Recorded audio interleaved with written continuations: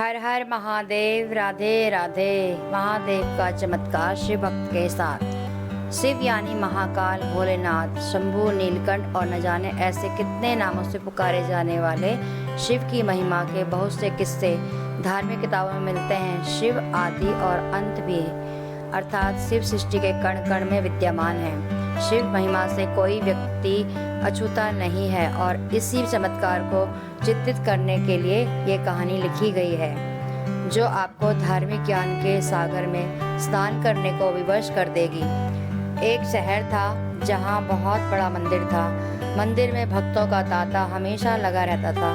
मंदिर के आने जाने वाले रास्ते में धार्मिक सामग्री बिक्री हेतु छोटी छोटी दुकानें लगी हुई थी और उन्हीं दुकानों में एक दुकान ओंकार की थी। वह शिव का अटूट भक्त था। वह कई घंटों शिव की पूजा में लगा रहता था। दुकान में वह और उसका छोटा बेटा बैठा करते थे। उसका बेटा कार्तिक, जो कि केवल 8 वर्ष का था। हालांकि कार्तिक दुकान के काम के साथ साथ अपनी पढ़ाई भी बराबर ध्यान देता था, जिस वजह से वह अपनी सभी कक्षाओं में अच्छे अंकों से उत्तीर्ण होता आया था। ओंकार अपने बेटे से बहुत प्यार करता था। ओंकार की पत्नी कार्तिक को जन्म देते ही दुनिया छोड़ चुकी थी। बचपन से कार्तिक को ओंकार ने माँ और बाप दोनों का प्यार दिया था। कार्तिक अपने पिता का आज्ञाकारी बेटा था। वह घर के काम के साथ दुकान का भी काम संभाल लेता था। उनकी जिंदगी बहुत मजे से चल रही थी। लेकिन एक दिन नगर निगम का ऐलान हुआ कि मंदिर परिसर से सभी दुकानें हटाई जाएंगी। इसका सीधा मतलब था, जिसकी स्वयं की जमीन होगी वही वहां धंधा कर सकता था। ओंकार अपने घर में पूजा कर रहा था। जैसे ही उसे यह बात पता चलती है, उसके पैरों तले जमीन खिसक जाती है, क्योंकि मंदिर परिसर की वह दुकान उसकी रोजी रोटी थी और उस दुकान के अलावा उसके पास आमदनी का कोई और जरिया नहीं था। वह तुरंत भगवान शिव के सामने बेसुध होकर लेट जाता है।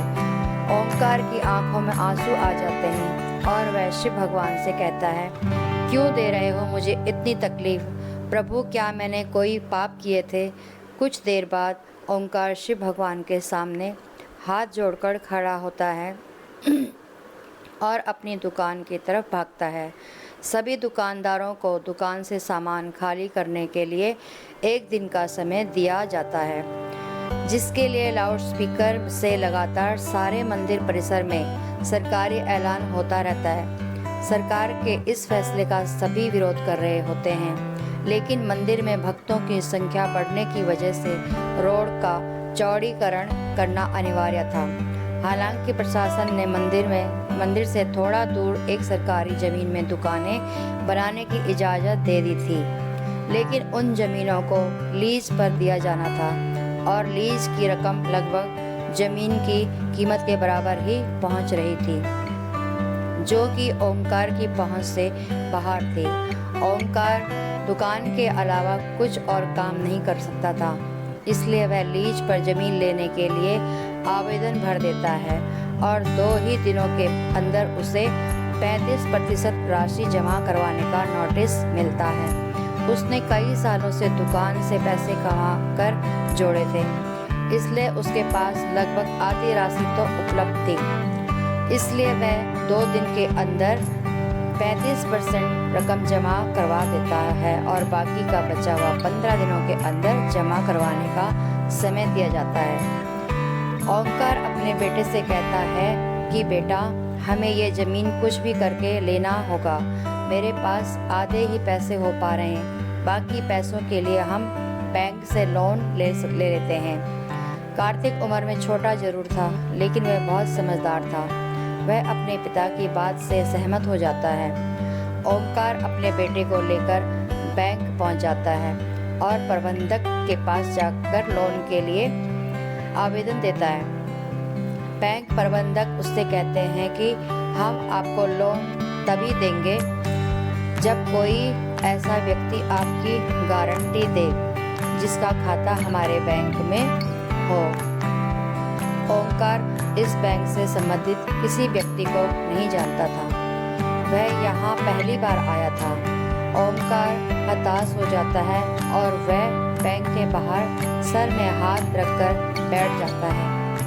तभी उसके पास एक व्यक्ति तिलक लगाए पहुंचता है और वह कार्तिक को एक चॉकलेट देता है और ओंकार से पूछता है, क्या बात है, आप परेशान लग रहे हैं। ओंकार अपनी समस्या उसके सामने रख देता है।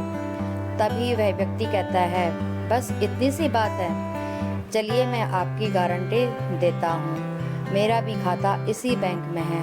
यह बात सुनते ही ओंकार के चेहरे में चमक आ जाती है। वह जल्दी से अपने कागज लेकर बैंक के अंदर दोबारा चला जाता है। ओंकार अंदर पहुंचकर बैंक प्रबंधक के सामने गारंटी के तौर पर इसी व्यक्ति को प्रस्तुत कर देता है और सारी प्रक्रिया होते ही ओंकार को बैंक से लोन मिल जाता है। लोन मिलते ही वह भोले बाबा को प्रणाम करता है और जमीन का पंजीकरण करवाने के लिए राशि नगर निगम में जमा कराने पहुंच जाता है। राशि जमा होते ही ओंकार को जमीन दे दी जाती है। 2 दिनों के अंदर ओंकार लकड़ी की दुकान बनवा लेता है। ओंकार दुकान के अंदर सबसे पहले शिव की मूर्ति स्थापित करता है और उसके बाद अपने धंधे की शुरुआत कर देता है। उसे लोन चुकाने का टेंशन खाया जा रहा था। ओंकार की दुकान सबसे आखिरी में थी, इसलिए उसकी दुकान में कम ग्राहक पहुंचा करते थे। वह इतना भी पैसा नहीं कमा पा रहा था कि उसके प्रतिदिन के खर्चे पूरे हो सके। ओंकार परेशान रहने लगा। एक दिन उसकी दुकान में वही व्यक्ति फिर से आते हैं जिन्होंने बैंक में उसे लोन की गारंटी दी थी। उन्हें देखते ही ओंकार अपनी दुकान में बैठने को कहता है और जल्दी से उनके लिए चाय नाश्ते का इंतजाम करता है। और जैसे ही वह व्यक्ति ओंकार से उसकी दुकान के हालचाल पूछते हैं तो वह अपना दुखड़ा रोने लगता है।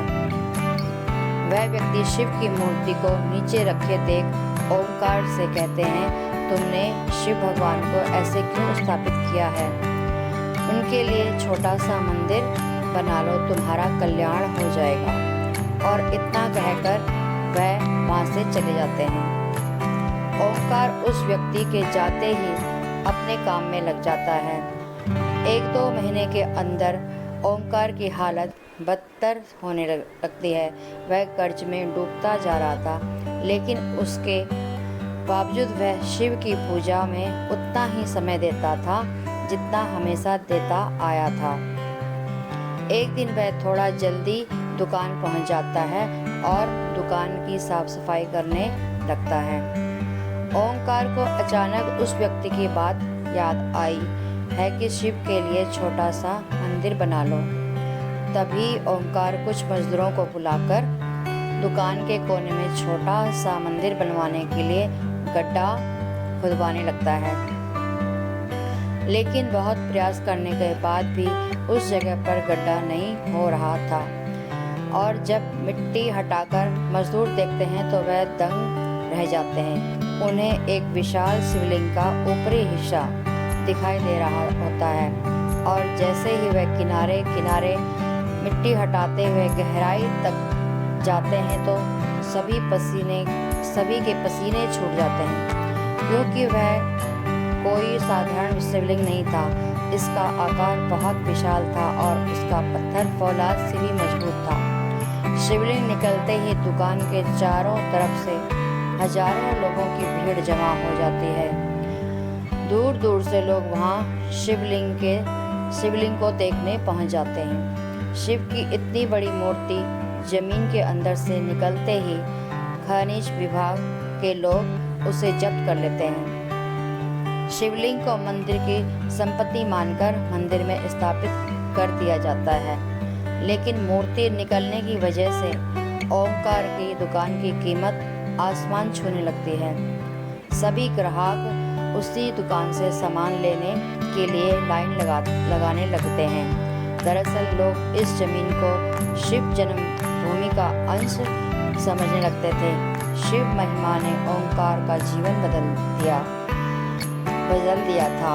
यह थी एक शिव भक्त की सच्ची कहानी।